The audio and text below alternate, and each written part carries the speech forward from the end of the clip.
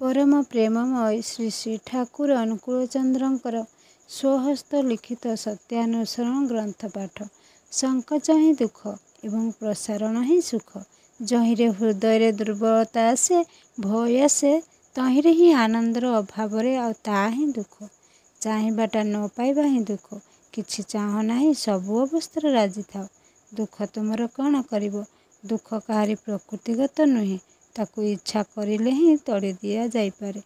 परम पितांक निकटरे प्रार्थना कर, तुमर इच्छा ही मंगल। मु जाने ना केउथिरे मोर मंगल हेबो। मो भितरे तुमर इच्छा ही पूर्ण हेउ। आउ सेइथिपई तुमे राजी थाओ, आनंदरे रहिबो। दुख तुमको स्पर्श करिवो नाही। काहारी दुखर कारण हो ना, केही तुमर दुखर कारण हेबे नाही। दुख भी एक रकम भाव, सुख भी एक रकम भाव। अभावरे न चाहिबार भावटा ही दुख। तुमे जगतर हजार करी मध्य दुख नष्ट करि परिबो नाही, जे पर्यंत तुमर हृदय से अभावर भावटा काढ़ी न नेछ। आउ धर्म ही ताहा करिपारे। जय गुरु।